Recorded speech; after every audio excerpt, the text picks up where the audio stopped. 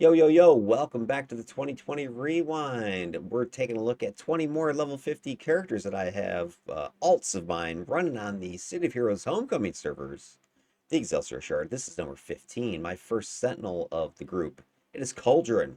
He's this mystical, wizardly, elemental caster type, water blast, fire armor, and electric mastery. If you don't know what a Sentinel is, it is a unique archetype that you can find on the Homecoming servers. It was created by those developers after the game shuttered, and while this game was in its, I guess, undercover mode, shall we say.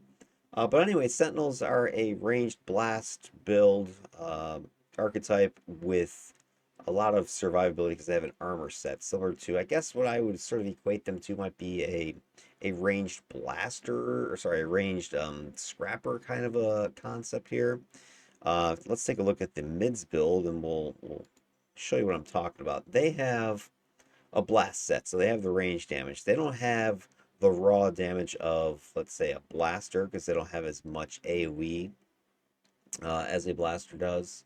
They have maybe the damage output corruptor-ish levels, I think, maybe certain defender builds. But then what makes them special is they have the high survivability of an armor set that you would find in, scrappers and stalkers and that sort of thing. It's not as good in numbers as I think scrappers raw. And stalkers, I think it's a little bit lower. It's like 75% caps on resistance if memory serves. But they're a good solo type of a build, I think, because you got the ability to blast from range, do a bunch of damage, and you got the ability to survive tough fights. You have mez protection that a blaster wouldn't have. So there's trade-offs here in the raw damage output, but there's increases in the survivability. My one, complaint with Sentinels is not that they don't have a bunch of AoE like a blaster does. My problem with them is they don't have much they do from their armor set. They don't have any way to taunt or much in the way of control or debuff from the armor set. The armor set is just an armor set. And so it has all the basic, bells and whistles you'd expect from resistance armors and defense armors. But there's nothing here that is going to help you make your team survive. If you're a tank or a brute or something like that, I think even scrappers have like a taunt, right? They got a taunt aura. They've got the ability to pull aggro on themselves. They have this high survivability of the armor set, but they're able to then leverage that to get enemies to focus on them. Sentinels don't have that ability, so they have the survivability of one of those more melee-ish builds, but they don't have the ability to get enemies to focus on them. So that's kind of where they lack a little bit, in my opinion, because you can stand in there and take a beating, but the enemy's going to ignore you and go after that blaster or somebody else who's throwing out more damage, or going after, let's say, a defender or corruptor who's throwing debuffs out there. So anyway, they're sort of I guess a niche build or archetype. They serve a function. I'm not a, I won't say I'm poo-pooing them. They do well. You'll see. I like the build that I put together here. It is pretty AoE-ish, and it will draw aggro just the way I built it in my incarnate choices. So I'll discuss that. But overall, if you're trying to say, oh, I want this high survivable ranged character, great sentinel, but you're not going to help the team very much that, let's say, a blaster couldn't do, because the blaster can out damage you. Corruptors, defenders can kind of do about the same amount of damage, plus they bring buffs, debuffs.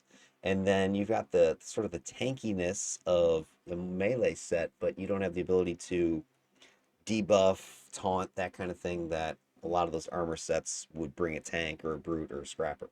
So anyway, let's take a look at what the idea was here. This particular character in his build was designed as a complement to a friend of mine who I started playing with when Homecoming first arrived on scene under cover of night. And he was, I don't say he was into farming, but he definitely farms. He had what was it, a Spines Fire Brute primary farmer. And so I wanted to, make something that can kind of complement that follow along do some blasting, but had high survivability that I wasn't having to worry as much as, let's say, if I built a blaster.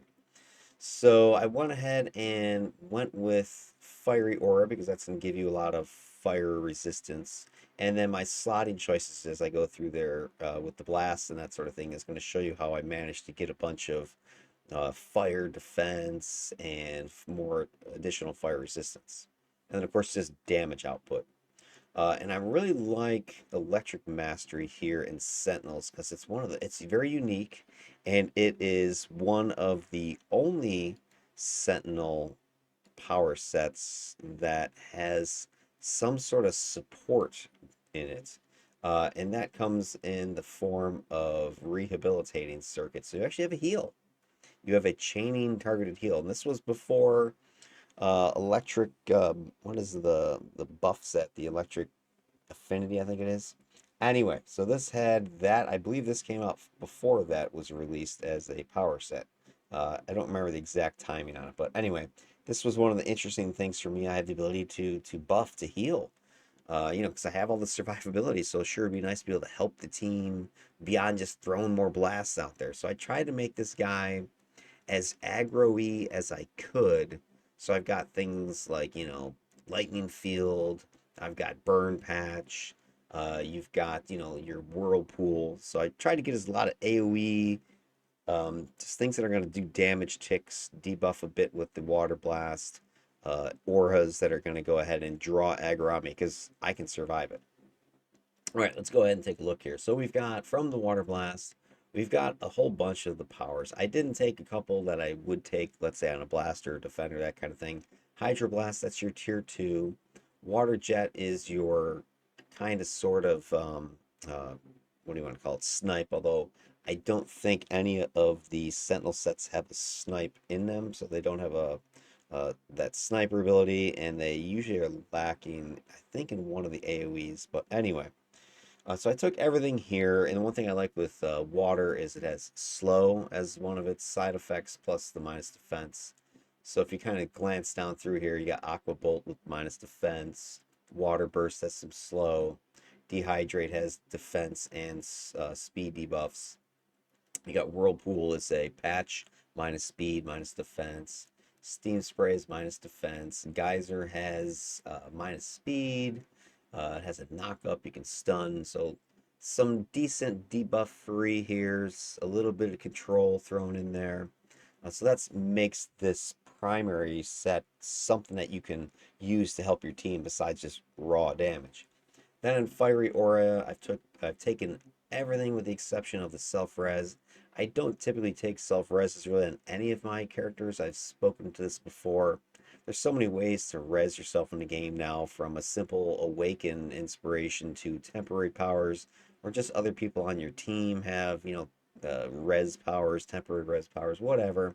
So it's not super important. What I commit a slot or a power pick and some slots on it, I usually can find something better that's going to help me survive so that I don't die in the first place. Anyway, so I've got everything here in Fiery Aura. And you've got your fire shield, resist to a bunch of different elemental damage types. Plus you got a disorient. There's part of your mez protection there.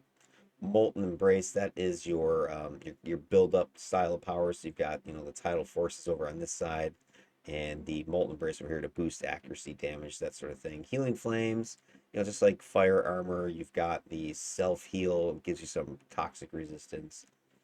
Temperature protection, I think it's an auto power, so more resistance for fire, cold, plus slow and knockdown. It has some regen built into it. I think probably the Fiery Aura for Sentinel might be a better set, unless if I'm just going off what I remember from just raw tanks and brutes. Fiery Aura is usually one of the softer types of protective sets. I think Sentinels just globally is a little bit better, but again, they might have changed, revamped some of the Fiery Aura in the main melee archetypes. Anyway, so I might be making up stuff at this point, but just my impression overall.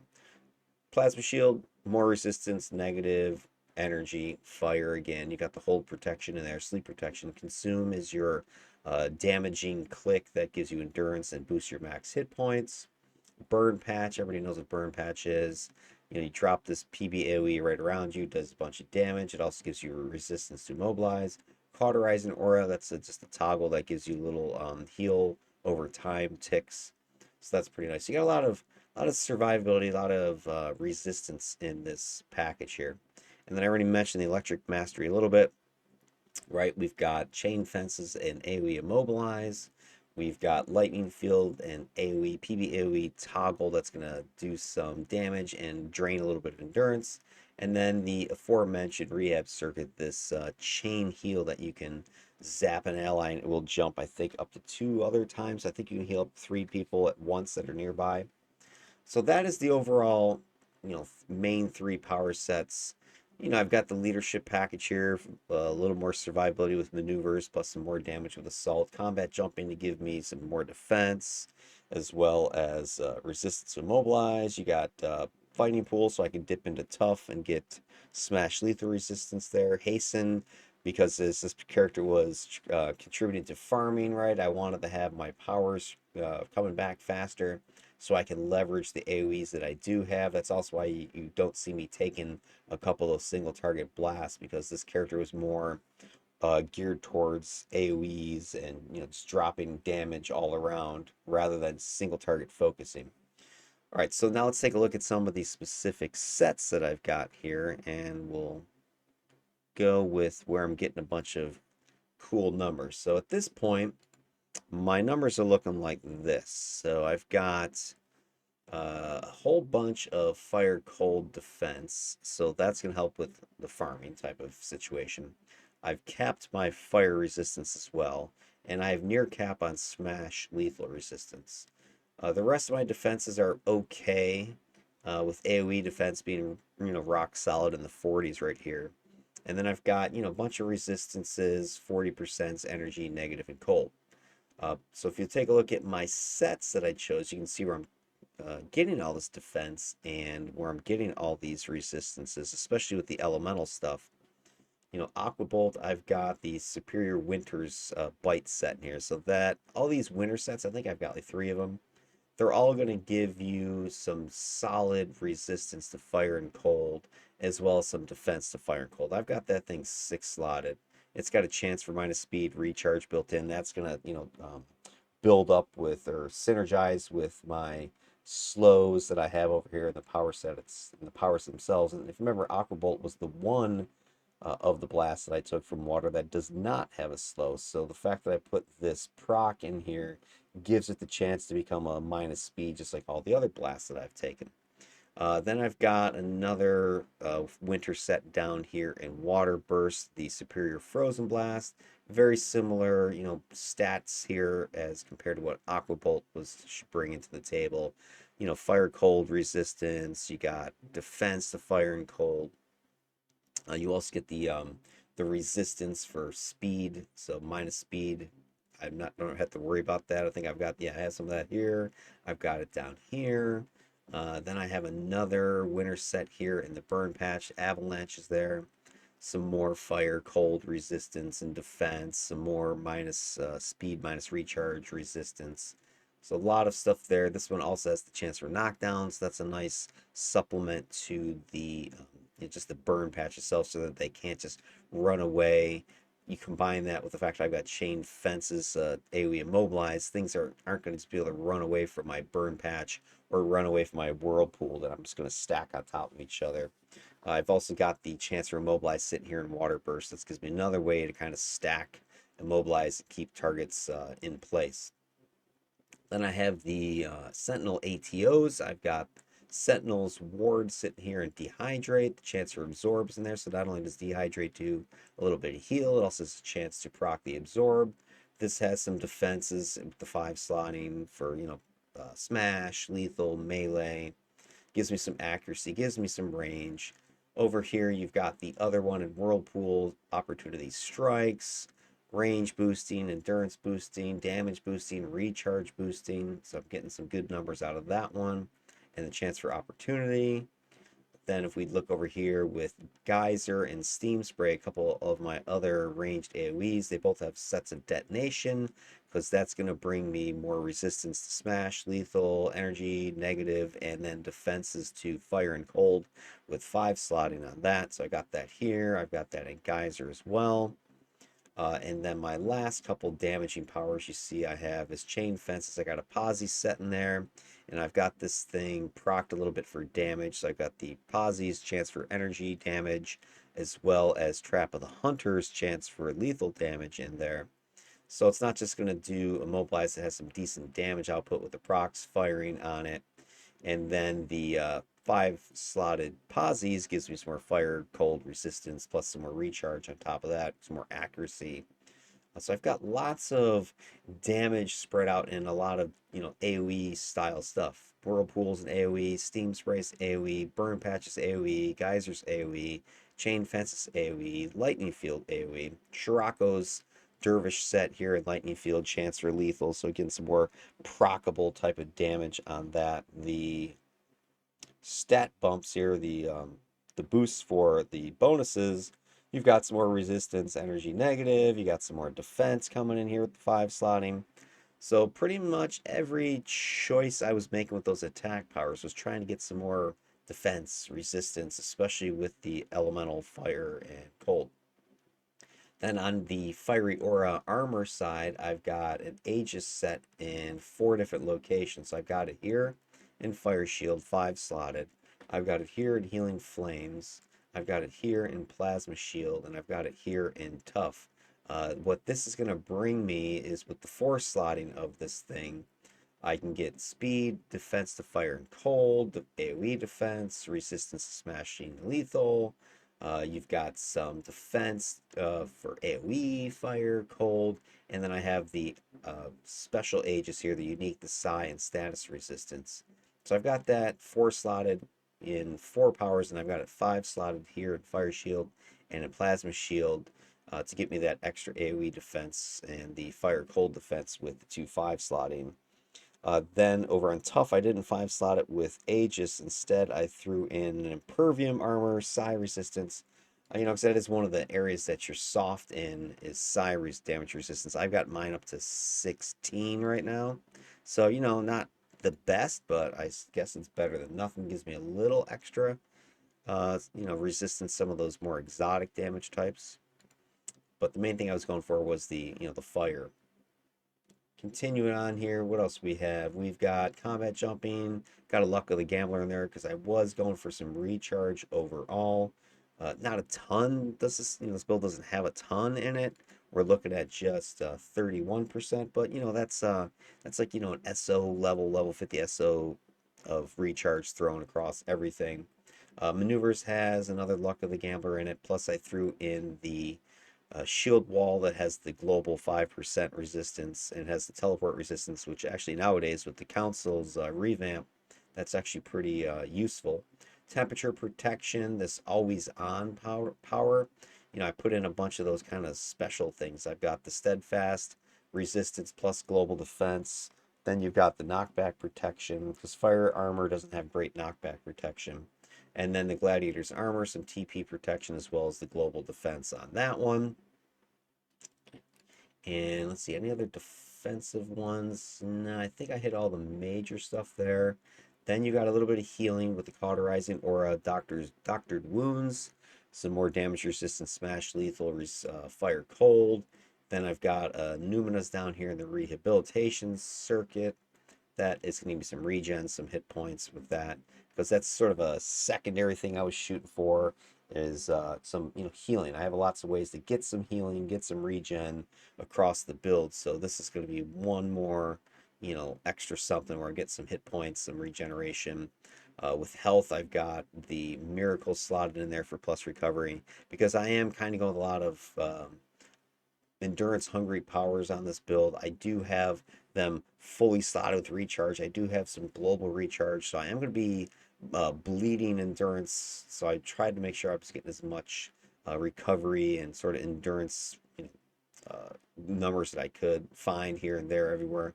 Staminites have that double slotted with 50 plus 5s in there. Anything else that was important? The Haste and I got that double slotted with 55s as well.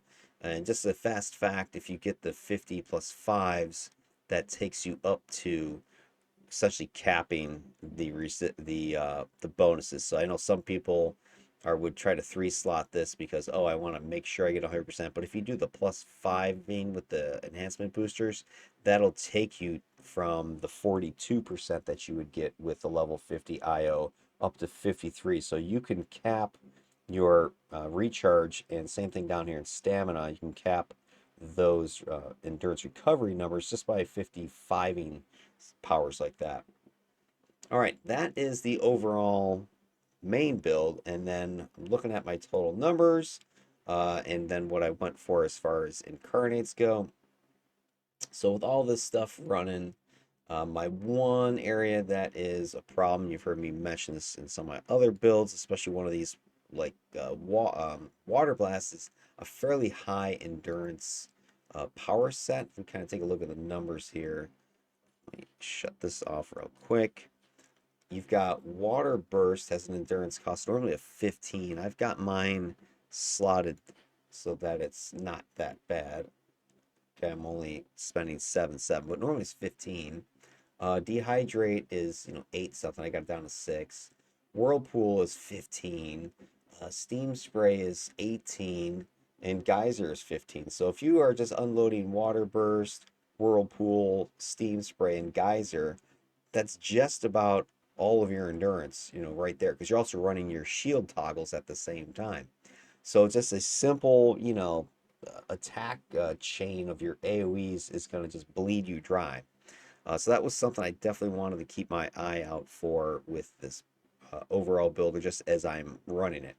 So that's my one main concern as I look at these numbers. I'm pleased with the defenses and their resistances, but we've got this problem here that I've talked about before where my recovery is 3.2.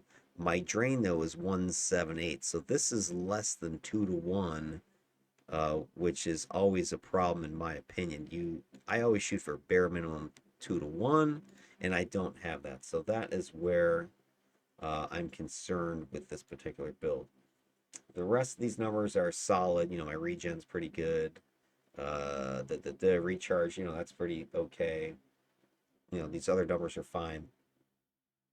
So if you take a look at my incarnate choices, then this will hopefully solve a little bit of this issue. So here I've got Vigor, Core, Paragon. That's going to boost my healing because I do have some heals between the or is it my rehabilitating circuit has it. Cauterizing aura is sorry, cauterizing blaze, but can't speak. It's using heals as well. And then I slotted my healing flames for resistance, although that kind of seems stupid, but I was shooting for the resistance and the defense in this one. So it is a heal, but I'm not slotting it for heal. But I do get some healing out of it because of vigor. So when I turn on my vigor, I am going to get some 45% healing with the core route of vigor. So that's what you're seeing with that. And it's also going to help my endurance issue. So if we take a look at my drain over here, we're going from the 178 down to 1.4. So now I do have that 2 to 1 ratio that I'm shooting for. And it also bumps up my regeneration to 290.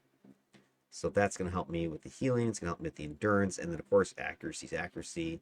I mean, vigor is like, I think, one of these, you can't go wrong picking this type of as your alpha choice. I think a lot of people might overlook it for like the sexier agility or something like that.